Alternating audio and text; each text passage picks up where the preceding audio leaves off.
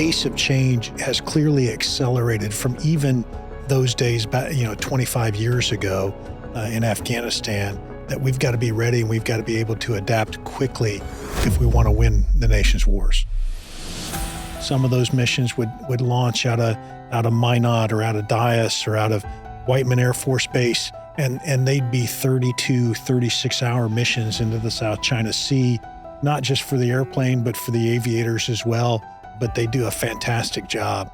Not one being able to stand out alone as being the key technology to solve a mission, but rather an ecosystem of capabilities that help the operator as they're going out and completing the task at hand. That free world's only bomber force is the Mighty Eighth.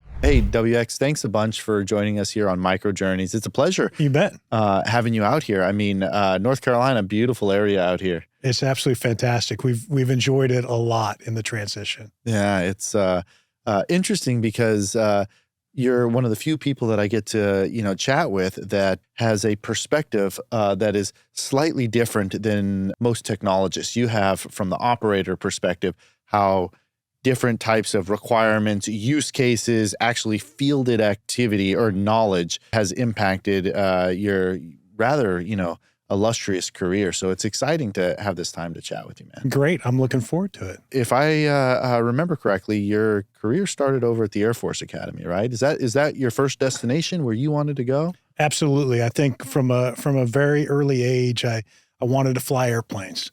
And I thought the best way to do that is go to the Air Force Academy, and worked really hard to make that happen, and was lucky, very fortunate to get an assignment out or get an appointment to the Academy, and spent 4 years there, have some incredible friends and folks that I served with for years, and just a wonderful experience there. And that was definitely the start. Yeah, it's and you were fortunate enough to be able to carry on that vision, right, as a pilot and the such. So after the Air Force Academy, you spent some time with the 28th Bomb Squadron, correct? Yeah, I did. I had a kind of a atypical early career, and it was in some transition time for the Air Force, where we were buying fewer airplanes and actually removing some airplanes from the inventory. And so for a couple years, I did some security police work as well after pilot training. So I was a fully fledged pilot with my wings, and I did a few other things for a couple years, but got back into the cockpit flying B-1s and turned out to be just fantastic. Really, really loved that airplane and that community of folks. And the 28th Bomb Squadron, the honor of commanding the 28th Bomb Squadron, where we train all the new B-1 aviators coming into the force, the pilots, the weapons systems officers, those folks that are going to fly those combat missions in the B-1, all go through the 28th Bomb Squadron. And so that team effort really makes that happen.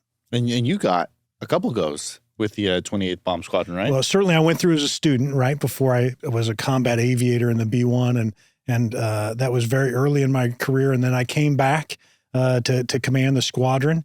And then I was lucky enough to command the 28th Bomb Wing up at Ellsworth. And so the B-1 wing that's up in South Dakota, a couple combat squadrons up there, and very, very fantastic unit up there, great ties to the community, and a wing that has done some great work for the nation in the global war on terror and even beyond. Yeah, it was interesting when we were chatting earlier. You were talking about, there's the big government and then there's the local government, especially in an area like that, right? I mean, so it's interesting to kind of hear you talk about. It's kind of the nucleus of the local community, right?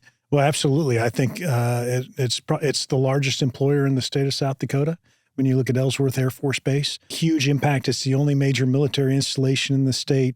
And so western South Dakota, Ellsworth Air Force Base, the Black Hills, Mount Rushmore, those are the things you think about out there. And you have a great impact on the community. It's a wonderfully supportive community out there, and it's a great mission. And folks really do enjoy it up there. But you really are closely tied to that community. Yeah, it's interesting because after your stint there, you had an opportunity to play a pretty interesting role in the cyber area, correct? You bet. I did my time as a wing commander up there, leading that wing of B-1 aviators. We also had a MQ-9 remotely piloted aircraft mission up there, and obviously all the maintenance and medical and support career fields that sustain that. And from there, I went to the Pentagon and was working for the Deputy Secretary of Defense for about a year. And then I started working some cyberspace operations jobs, first on the Joint Staff, and then out at NORAD Northcom as the Director of Cyberspace Operations for NORAD and Northcom. So Homeland Defense, Aerospace Defense of North America, just a fantastic mission with our Canadian partners up there as well. That's interesting because there's been a lot of attention recently with the current administration with topics like Golden Dome, for example, and the roles that different COCOMs will have in each of those, and NORAD, Northcom kind of being one of the most important pieces to, what is the proposed Golden Dome initiative. So having that kind of rooted knowledge is extremely interesting and exciting. I'm sure a lot of lessons learned on, ways to benefit that mission space, correct? Yeah, well, NORAD, Northcom, while I was out there, had a chance to do a couple important tasks. As a 2-star out at NORAD Northcom, you get some additional duties as an assessor in terms of is there an attack on North America, whether that be a missile attack or some kind of aviation event or something that might be a seaborne threat. You may be on a conference call when there's a missile launch in North Korea or in Iran. You may be talking to the Secretary of Defense or someone else about North America and the homeland, defending the nation. So it was a great experience out there. And then on the cyberspace side, really working through some of those early days where we were bringing on the initial cyber national mission force to defend our networks, to defend our mission systems, the critical missile warning capabilities out at NORAD, Northcom, whatever it might be, and really learned a lot as we were really standing up that business in the Department of Defense. It's interesting with the cyber piece, right? You're talking about threats to North America and the such. A non-kinetic threat is, different types of cyber attacks, right? How was the dynamic in juggling, the kinetic style, attacks, the non-kinetic style? I mean, how was that kind of involved in your day life? Well, I think, one of the first things you have to recognize is that even though we talk about cyberspace and an attack in cyberspace being non-kinetic, it can certainly have kinetic impacts. It can certainly have effects like a weapon of mass destruction if it's severe enough. And so, NORAD Northcom, I think, has an important role to play as a synchronizer, as an integrator, as a thought leader for the Department of Defense and for the nation. But there's so many critical infrastructure sectors, so many commercial capabilities, so much civilian infrastructure that really NORAD Northcom doesn't have any direct authority over, right? That can impact our ability to project power from our bases, that can impact our ability to defend the nation, to complete our missions. And so it's an interesting conversation. It's a great dynamic, and you get to work with a lot of different people in the civil sector, in industry, across multiple governments. It's a pretty neat place to be. And it's a unique setting that we're in right now, kind of fast forwarding before I kind of jump back. You look at different conflicts around the world, right? You have some that are heavily kinetic, right? With the stuff that's going on with Ukraine and Russia and the such. But you hear about the heightened tensions over in, China and Taiwan. And there's a lot of speculation that, that might not be ever a kinetic situation. It might all be non-kinetic, not a single shot fired, which seems to be kind of the hopes that many of the people over in China have, that if there is some kind of takeover on Taiwan, that would be the way that they would operate. So having that kind of dynamic and understanding that, here in the United States, this is a set of threats that we understand that we're looking at both, a missile coming in and hitting, the homeland, or someone doing some kind of cyber attack, taking down GPS, taking down banks, and it's all an integrated defense system that we have to worry about, right? Oh, absolutely. I think threats can come from a wide variety of places. I think we should all be watching what's happening with China, with Russia in the information space right now, right? There's an incredible competition going on for people's minds, for people's thoughts, for leadership in information, and telling telling a story and your side of the story in a powerful way to change minds, right? And so the information aspects of competition are incredibly important non-kinetic aspect of competition right now. I think we all too often get centered on, the very dramatic kinetic events that happen, but there's a lot more at play right now when you talk about national security. 100%. I mean, and it's all interwove together, right? I mean, with a lot of these different technology vulnerabilities, there's also technology enhancements that come in. A piece of this is what we were talking about with some of the combat missions that you had flown and the such. I think almost close to 300 hours of combat flight time, which is extremely impressive. Being able to understand, from an operator perspective, how technology impacts stuff. So why don't you describe a little bit about what that combat time was like? Well, I mean, we had a very, very big challenge in the nation after 9/11, and was fortunate to deploy to Diego Garcia in the Indian Ocean with several B-1 units right after 9/11 and conduct some combat missions out of there into Afghanistan. And I would say, although the B-1 at the time was a mature technology, right? We were always looking for opportunities to bring capability on, to enhance our combat capability. Early use of GPS-aided weapons, not the first use, but some of the early use, particularly in mass in Afghanistan from the B-1 with the JDAM.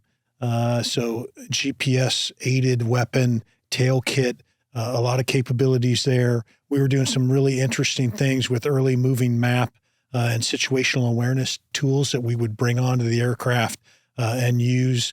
And so always looking to adapt and innovate along the way. And I think that's going to be even more important going forward as we watch what's going on, whether that's in the Middle East or whether that's in Ukraine right now, wherever it may be.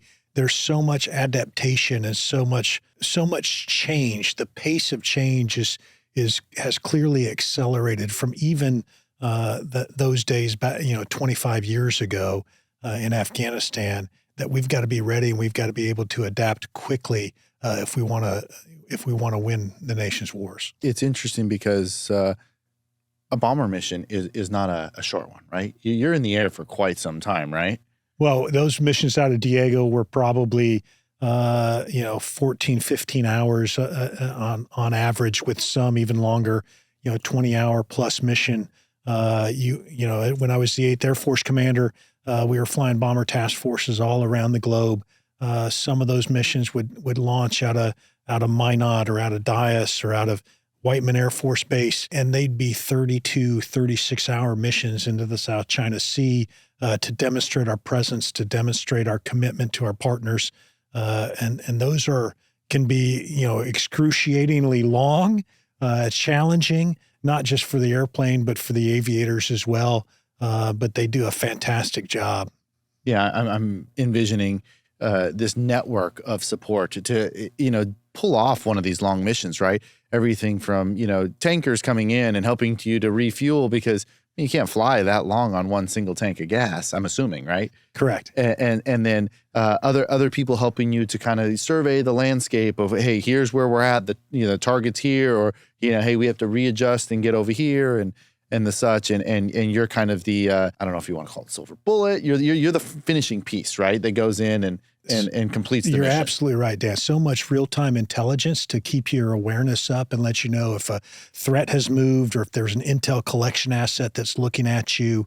Command and control to make sure you're in the right spot. If you have to adjust, absolutely, probably an order of magnitude of 5 or 6 air refuelings to support one of those types of missions, and to make sure you can get from your home base to the target area and back home.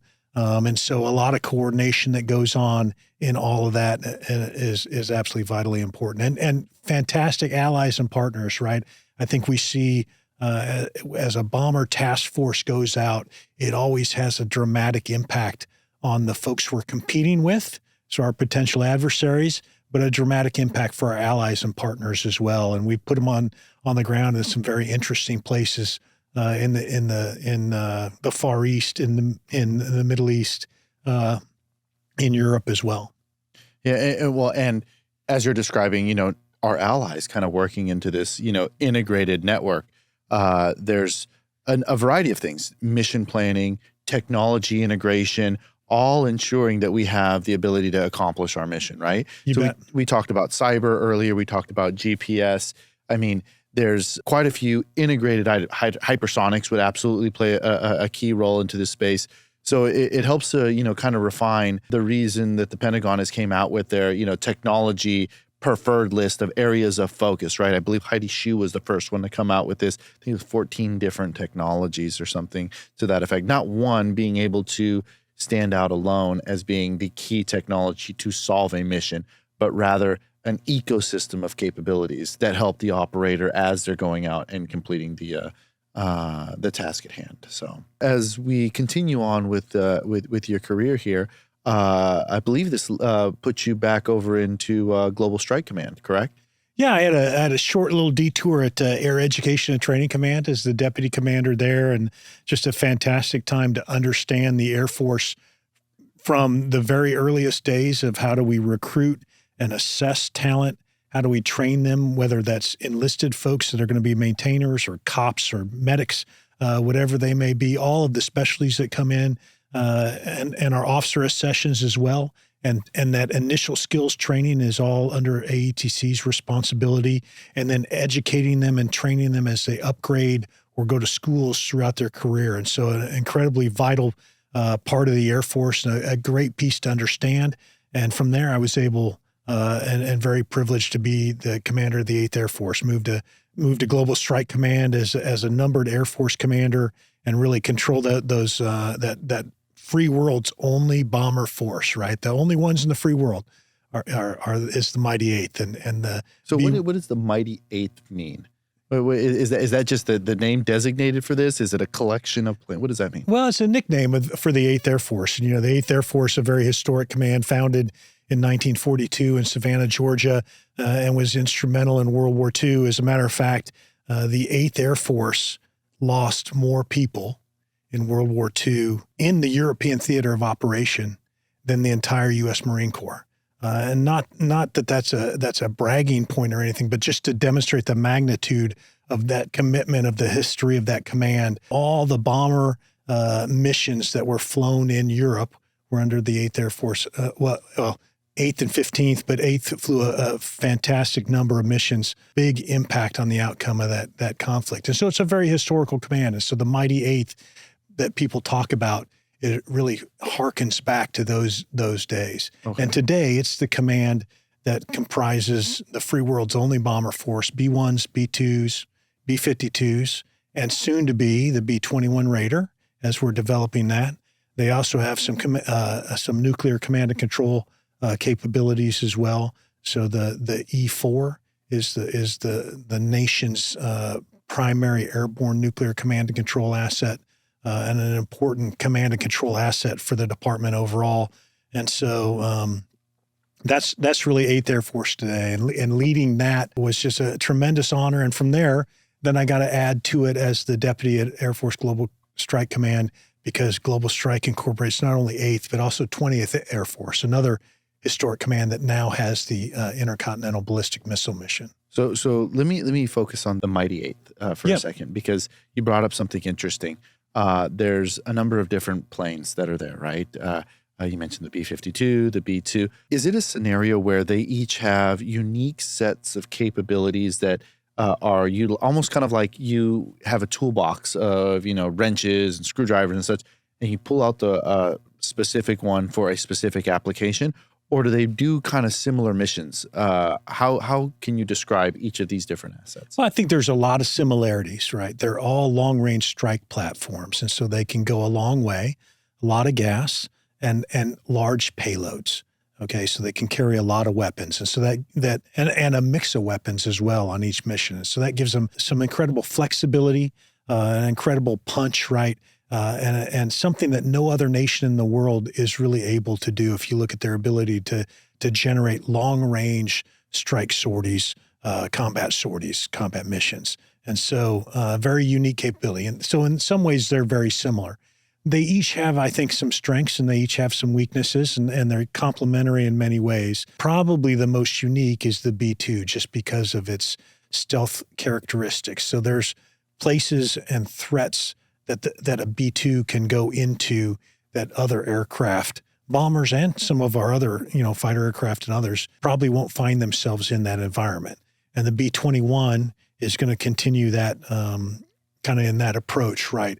To be a very capable, all aspects stealth aircraft that can get to places nobody else can. So stealth being one of the key aspects, especially when you're running long duration missions, you want to, obviously stay out of the radar of people that are not so nice on the other side, right? We'll go back to the B-21 in a second, but you were talking about Global Strike Command, and your time over there.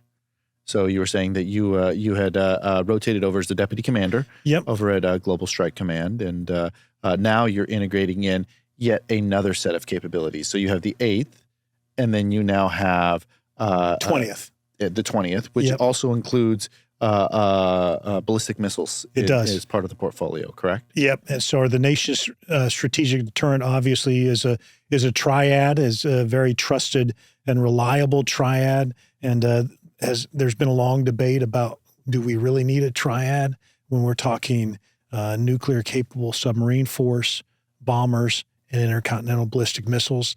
And that, while that's hotly debated and has been a frequent debate, we've always come down on the side that yes, because of their complementary capabilities, because of the flexibility it provides, each one of them has strengths, each one of them has some weaknesses, but also kind of mitigate some risk if there was to be a challenge with one particular leg of the triad.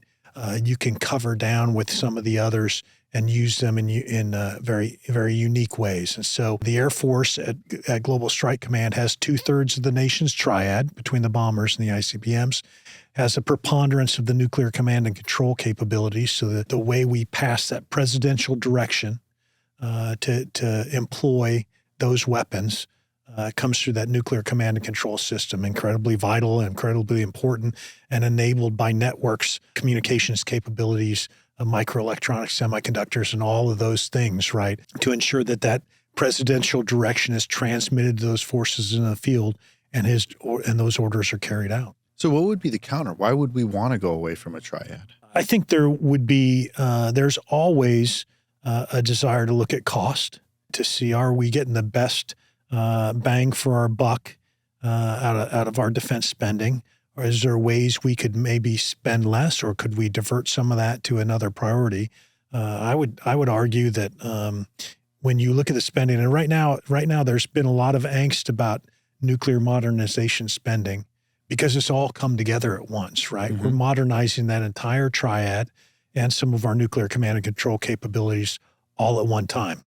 And if we had been smart about it over the last 40 years, we would have spread some of that out. And it wouldn't be one big bill all at once. But this is where we find ourselves. And if you look at it, it's actually a pretty small percentage of the overall spend over time. There's a spike right now because we're developing and procuring those new systems along the way. But it really is a very cost-effective means of ensuring we're not in a conflict with another great power. You're talking about the spike here. There was a article I read while I was flying in talking about the Sentinel program and the need to build out new silos because the existing silos don't fit the Sentinels. So, you're talking about cost savings. Here's a scenario where we have the nuclear triad and there is a scenario where, okay, we might have this great capability, but we have to build out new silos. So here's that spike in cost, right? So, well, Dan, I'll make one nitpick with your comment. I think the new missile will fit, and I'm not the most current on it, having left Global Strike about a year and a half ago. However, the missile's designed to fit in the old silos. I think the challenge is the Air Force and the vendor are going and looking at refurbishing those silos and putting the new weapon system in there. They're running into, I think, some challenges that weren't anticipated very well. And so I think right now, General Boussier and that Global Strike Team, they're looking at, and the Air Force obviously is looking at, does it make more fiscal sense to build new silos as opposed to refurbish the old ones? And certainly there are some unique site conditions when you look at where those things are based in Montana, Wyoming, Colorado, and Nebraska, and North Dakota. There's some challenges with weather and maybe some site conditions where some sites are harder to refurbish and to make viable than others. And so I anticipate they may reuse some of it as much as they can. They may have to find other ways to ensure that the triad, the ICBM leg of that triad, is still reliable and capable as Sentinel is fielded. And that's good news, right? Because, you read an article online and there's always, two ends of the story, right? So hopefully there's a middle ground here, and that would be outstanding, because now a little bit of cost savings, but at the same time, we're continuing on the pathway for this enhancement to be integrated in, right? And that's the whole goal. The whole goal is that, we integrate this in. We don't jeopardize national security because of one thing or the other. And it's on the president's list of being one of the topics. I mean, I think it's the FY26 budget has this as one of the major items. The nuclear triad as being a key funded item to continue moving forward with. So you bet.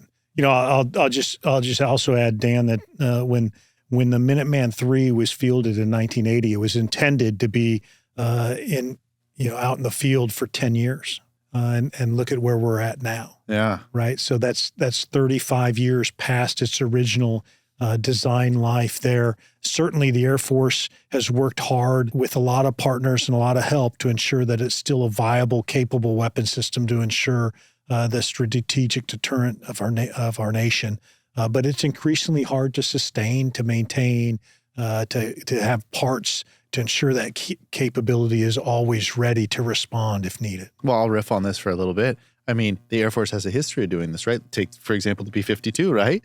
I mean, the service life on that, at the end of its service life, will have been over 100 years, correct? Well, it'll be close. I think some of the models that the oldest models we have out there right now, I want to say, are from the early 60s, so 62, 63 timeframe. I may be off by a year or two, but yes, the B-52 is one of those historic aircraft that will be around for almost a century. Not always just by the Air Force's choice. I think structurally, when you look at decisions that are made in the national security sphere, whether that's from the service to the department, to the whole of government, right, to our congressional partners out there who are looking at the forces in their districts and the capabilities that are there. So those constituencies as well. There's a lot of momentum once a weapon system is fielded to hold on to it and embrace it. And there's so many people that get emotional about their ties to those weapon systems. And so sometimes it's hard to move on.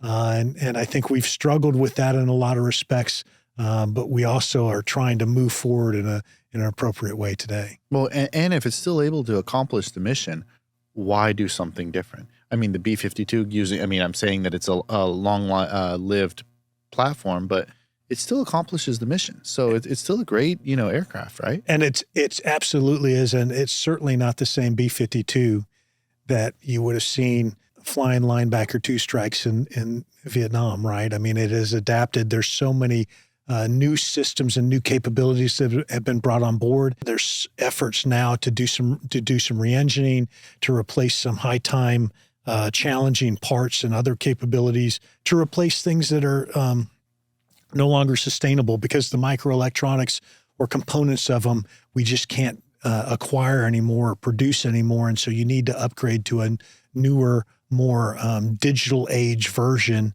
to continue to operate that airplane in a meaningful way. Yeah, great topic there. Sustainment of many of these different systems is a huge challenge across the government as a whole. Air Force has its own set of challenges, and I remember back when we were at DMEA, we would be faced with the following. Is there a drop-in replacement, right? Can we do something so that meantime between repairs is minimized so that way it can go out and get fielded again? If that wasn't an option, okay, then is there some kind of form, fit, function replacement. Maybe not the same vendor, but something that was similar from electronics perspective. When those didn't work, then it was, okay, can we redesign this with existing technologies? And then if that didn't work, then we had, okay, full system design.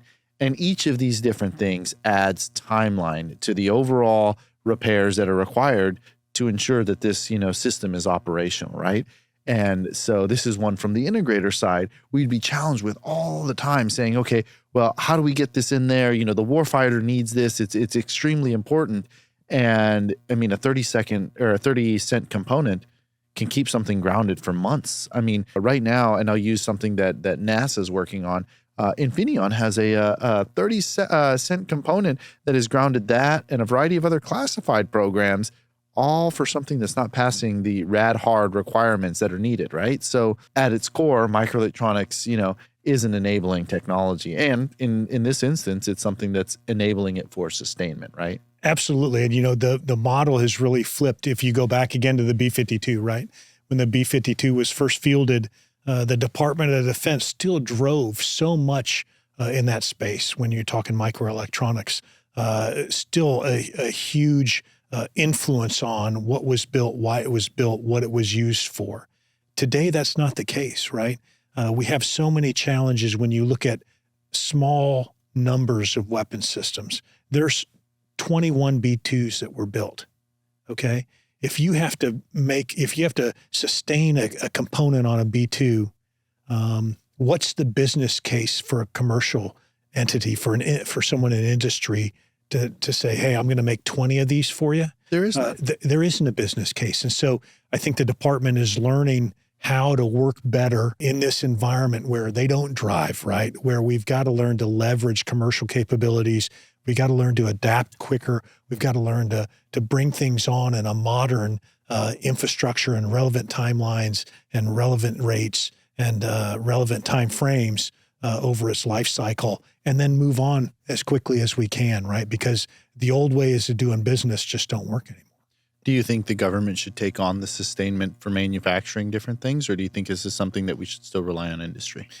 Dan, I think we're going to have to rely on industry to a great extent, right? Unless we decide to build out more capacity on the government side, and I don't think there's a great business case for it. So it's learning how do we adapt our processes to better bring on these new approaches to doing this work. So let's swing the pendulum the opposite direction.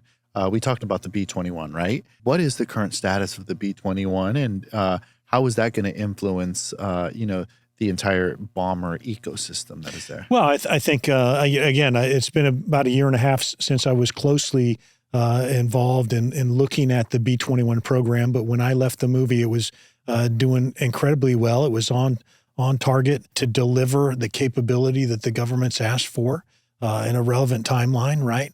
At a good cost. I think it's still a program that's doing well. For everything I read now that I can see that's publicly available, it shows the program's advancing.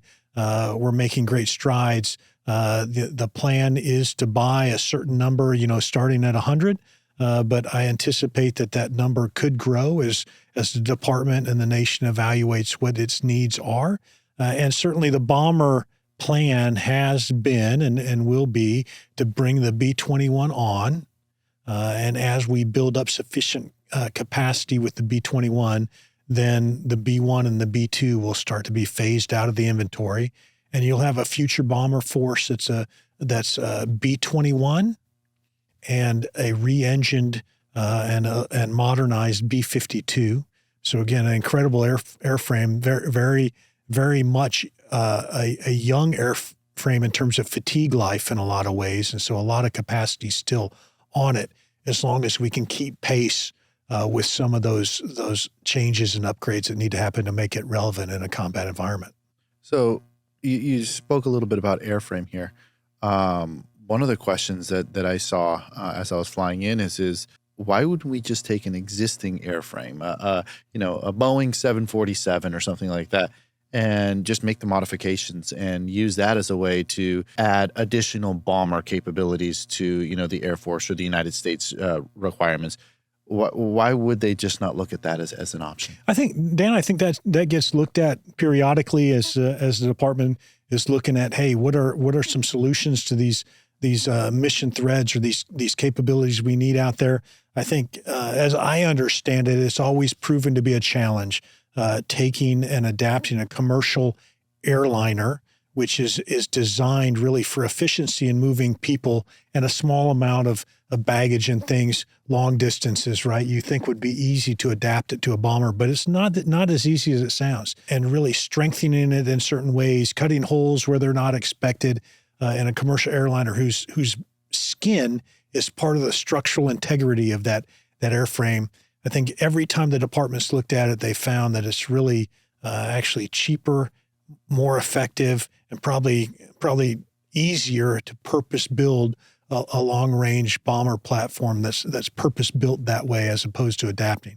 Now, that being said, I think as technologies continue to advance, as we learn new ways of doing business, if there's ever a chance that we could adapt and use a commercial airframe and lightly adapt it in a cost-effective way, I have no doubt that the department would jump on that opportunity. If there's the financial reason to do it, the sustainment reason, right? Because at the end of the day, it still has to operate. Going back to the B-52 stuff, I mean, if we get it to fly once, I mean, I'll use a Boeing 747.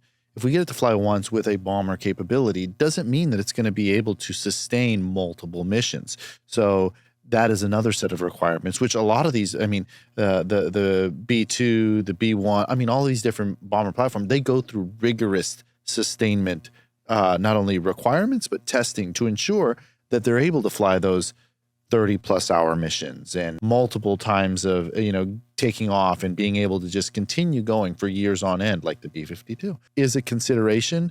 But I'm with you. I mean, it's kind of like you're squeezing a round peg into a square hole. It might fit, but is it the right fit, right? But what we can do, and I think one of the areas that you've seen the services and the department really start to embrace is if we can bring components, right?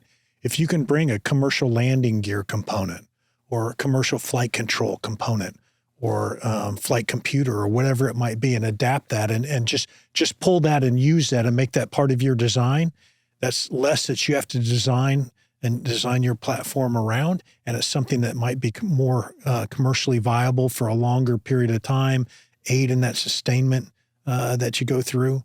The sustainment challenges, I see some of those approaches being embraced more and more. Oh, that's interesting. So if the way I understood what you just described here is that we have a standardized landing gear for a certain, size requirement of a plane, right? Whether it be a bomber, whether it be commercial airliner, it's a standard landing gear. And with something like that, if that was to be what is qualified, then you can use them interchangeably, buy down costs from a government perspective, but also ensure that there's rapid reuse associated with different segments. We do something like this in the microelectronics space. There's been big discussion about chiplets, right? Why would we go in and redesign all these chips all the time when we could just take design architectures and plug them in on an as-needed basis? So that way, A, we minimize vendor lock, B, we minimize design, timelines and the such. So it's kind of like this set of blocks that we can just interchangeably plop in. I think that's what you're describing here with the plane, correct? Yeah, absolutely. I think you'll see it more and more, not just in large platforms, but in weapon systems in particular, right? I think there's a large drive for open systems architecture, for modularity, and you see some of the firms that are really succeeding right now are embracing this approach. They're really looking at software-enabled adaptability, right, and being able to quickly adapt to what an adversary might be doing to counter your capabilities. And so I think that's going to be increasingly important. You watch what might be going on in Ukraine, whether it's from an electronic warfare standpoint or just a pure employment standpoint, the things that the weapon systems that they're using, the capabilities that they're employing, that type of an approach is going to be increasingly important. Interesting. Now let's pivot from the platforms themselves to the missile systems that they deploy, right? Not necessarily, a kind of apples to apples set of acquisition strategies that you would use for, large aircraft. We were talking earlier about, different conflicts that are going on right now. I mean, they can't build these things fast enough, right? And it's a big problem. And you've got to live this, firsthand in a variety of different roles. Help to shape out what the big munition, challenge is today. I think the biggest challenge that we've had is we've had a long-standing approach to build what we call preferred munitions. And so today, those are your medium to high-end GPS-enabled weapons, some other guidance capabilities that are on there. But we tend to buy these pretty costly or expensive weapons and buy them for a number of years and stockpile them. But we don't buy them in quantities where industry is committed to really expanding or increasing their production capacity or the pace of being able to do that. And so over time, we tend to use these weapons up. We're unable to keep them replenished at a relevant rate. And so we constantly find ourselves chasing our tail in terms of, do we have enough weapons? Are we producing them fast enough? Can we keep the stockpiles where they need to be? Are they in the right places to employ them? And I think we're going to have to really work hard on increasing the pace of replenishment, increasing the pace of manufacturing, and making more relevant capabilities available at the speed of need when a conflict happens. Something that I heard, companies like Raytheon, for example, right? They don't need a full marketing team anymore because their munitions are just flying off the shelves. With just the conflict over in Ukraine, it's something that the replenishment is going to be a major challenge. And the demand is going to continue increasing as there's conflicts around the world. How do we ensure that there's the rapid manufacturing ability for these types of things, but without jeopardizing mission success? Those are two things that it's kind of a delicate dance, right? One of the questions that is kind of always on my mind, we talked about technology, right? We talked about, increasing some of these different systems, the B-21 being a new state-of-the-art capability. What's your perspective under, Secretary Kendall? They were looking at quite a bit of unmanned types of, missions, taking the pilot out of the system. And that is a very hot topic, right? That's a discussion that continues to go on and such. I'd love to get your perspective on that.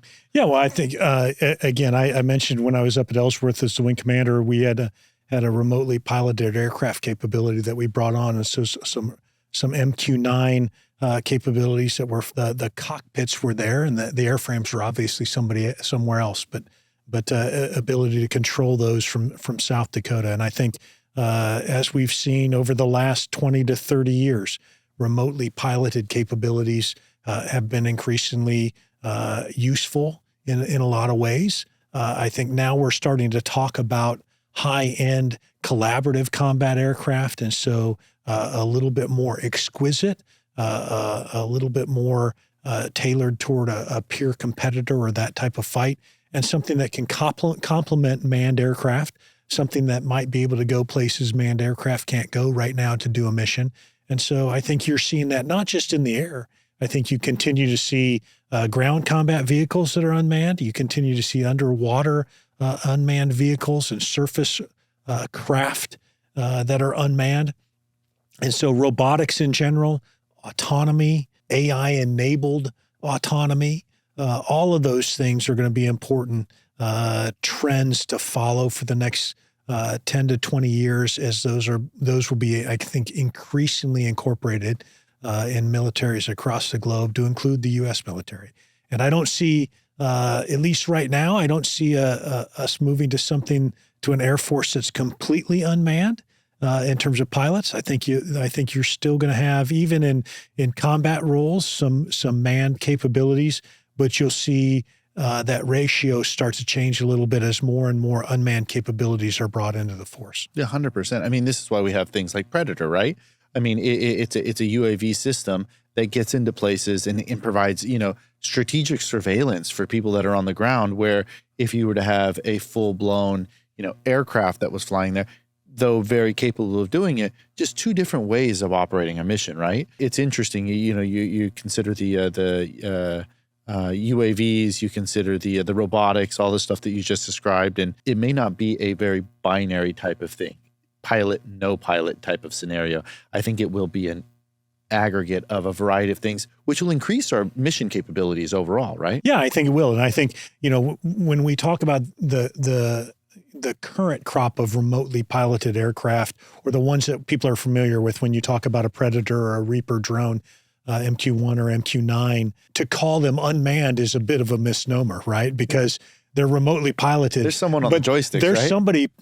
There's a crew that pilots that aircraft, that provides intelligence and provides the sensor operations to operate that vehicle. And there's a whole line of folks, traditional maintainers and others, that have to be involved in generating and sustaining that combat sortie. And so it's not really that there aren't people involved. I think you will increasingly see some more autonomy come on, where there may be fewer people involved. You may see the ability of one person to operate multiple unmanned vehicles. You'll see some of those trends continue as well. So almost kind of like in the drone community, they have like swarms of things. So you're saying that you could see that kind of environment playing a little bit more of a role, where there's kind of a network of stuff that's all going towards a specific mission. Coordinated activities, manned and unmanned platforms that are able to digitally communicate to each other their location, their mission, what their sensors are seeing, and being able to quickly game plan and adapt a mission to accomplish, the tasks they've been assigned in unique and new ways. Interesting. So as we continue to look at these unique and new offerings that could be presented to, increase national security, where do you see some of the biggest opportunities from a technology perspective playing a role here? We covered a spectrum of stuff. We've covered microelectronics, we've covered cyber, we've covered AI, we've covered drones, hypersonics. I mean, so there's a lot of moving pieces here.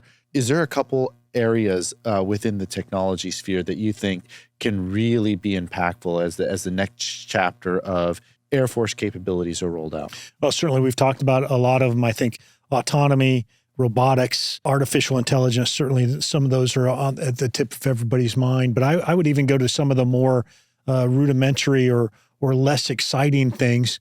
Sustainability, right? How do we make it so systems are more reliable, easier to maintain, quicker to turn around, easier to upgrade? So a lot of that gets to reliability in their components, but also, the adaptability of software, open systems, those types of things.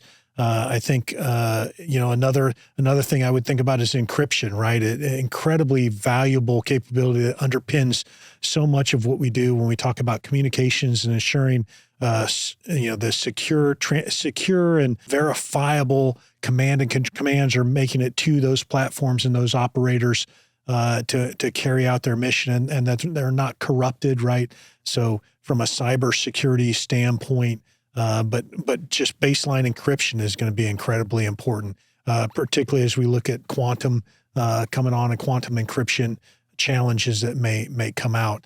I think those are a couple things that I wouldn't lose sight on.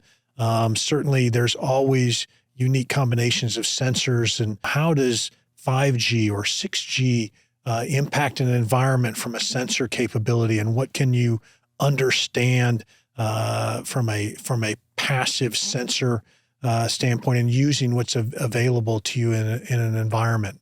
There's a lot of neat and exciting things out there. New methods of propulsion, new energetic materials, all sorts of things in the material sciences. I think it's a Pandora's box of things that may be available. You mentioned something that's near and dear to my heart, which is sustainment, right? One of the things that you and I personally have talked about has been the importance of digital twinning and being able to not have to redesign something from scratch, but having a digital representation of some kind of architecture to buy down the risk, right? I see this playing a pretty big role in that sustainment ecosystem. We've seen a number of different systems dipping their toe into this. There was a major announcement that came out with the F-35 and their willingness to do a digital twin in the electronic space, which was kind of a groundbreaking type of thing, not only for the Air Force, but also for the semiconductor industry, being able to say, look, now we can create something that can give a lot more of that sustainment, mean time between repairs, et cetera. In your opinion, do you believe that this is a path that the Air Force should continue taking? Absolutely. Anticipation in that sustainment fight is something we've never been good at. If I go back to my days as either a wing commander or at 8th Air Force, we always had unexpected problem parts, something that started breaking in a fleet that you didn't anticipate. There weren't enough of them on the shelf. It took too long nobody was making them anymore. So now you have to go out and buy them, and it takes a long time to get a contract started. And it's just being able to anticipate, to understand a system more discreetly and deeper, so you can anticipate failures that might happen or circumstances that might cause a failure, so you might avoid something. Using that digital twin to better anticipate your sustainment challenges in the environment you're operating in, so that you can be better prepared and react before it's too late. Okay. Let me ask this question. Which system do you think is the next best candidate for something like that? Wow. Well, I mean, I would hope that that the systems we're building today, like B-21 and Sentinel, have some of that already baked in, right? And so my own experiences, I know a lot of the engine manufacturers are doing some of that, so they can really understand what a turbofan engine hanging on a wing might be doing, and how many cycles, what that's going to result in, and they can anticipate their needs before you have to take an engine down and take that airframe offline, right? You can be better prepared for that. You can make some adjustments, or you can have an engine waiting so you can do a change quicker. I know they've been kind of leading the way, but I think it's applicable across the entire range of capabilities or systems that are on an aircraft or a ground vehicle or a maritime vehicle. Outstanding. So what's the future for WX? You're now doing quite a few. I mean, it's tough to keep up. It seems like every single day I'm seeing a new announcement, board this, accolades here. What's next for WX? Well, I think first and foremost, obviously, is enjoying some time with the family and really enjoying our new landing spot here in North Carolina is the first priority. And then certainly, 33 years in the Air Force and the Air Force Academy before that, national security and has always been something that I've been very closely involved with and very interested in. And so if I have opportunities to work with folks that share that excitement, that drive, and ensuring that the nation is safe and secure and our allies are prosperous, and a world that our children will inherit that's still strong and viable and a great place to live. I'm committed to continuing to work with folks that share those types of values. That's awesome. Well, WX, thanks a bunch for joining us here on the podcast. It was great having you as a guest, and looking forward to continuing our friendship. Yeah, absolutely, Dan. Thanks for having me.